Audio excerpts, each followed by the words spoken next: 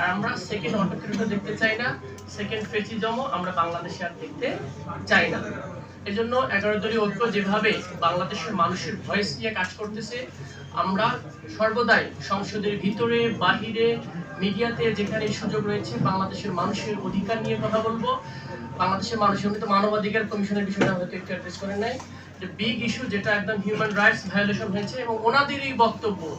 আমি যদি ভুল না করে থাকি, আমাদের বর্তমান প্রধানমন্ত্রী উনি ওনার সোশ্যাল মিডিয়াতে মোস্ট প্রবাবলি 2023 সালের 27শে আগস্ট পোস্ট করেছিলেন যে কিভাবে মানবাধিকার কমিশন গঠন হবে according to the UN charter. যেটা এই অধ্যাদেশটা যেভাবে করা হয়েছে ইটস লাইক ইউএন চার্টার।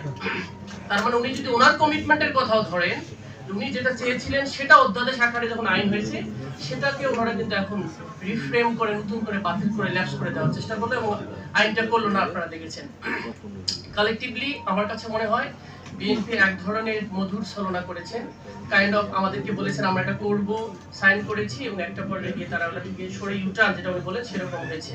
আমরা বিশ্বাস করি এটা পলিটিক্যাল বিষয় পলিটিক্যালি সলিউশন করতে হয়।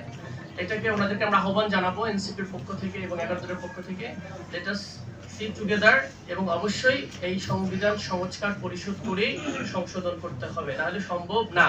কারণ মানুষ এটা বোঝে না যে সংবিধান পরিবর্তন করতে গেলে পরিশোধ লাগবে, আর যদি উইথিন করতে চান সেটা সংশোধন হবে। তখন আমাদের এই সংসদে পাওয়ার নাই সংবিধানকে কমপ্লিটলি মৌলিক বিষয় চেঞ্জ করা, আদারওয়াইজ সাবজেক্ট টু দ্য কোর্টে গিয়ে আবার এটাকে চেঞ্জ হবে। পঞ্চম সংশোধনী চেঞ্জ হয়েছে, 13তমই হবে, এরকম চেঞ্জ হতে থাকবে, আবার পার্লামেন্টে যাবে অবৈধ হয়ে যাবে। আমরা এরকম বৈধ অবৈধ খেলা দেখতে চাই না। আমরা রিয়েলি বাংলাদেশের মানুষের অধিকারের একটা সংবিধান দেখতে চাই, যে সংবিধান আমাদেরকে একটা সুস্থ পরিবেশ দিবে।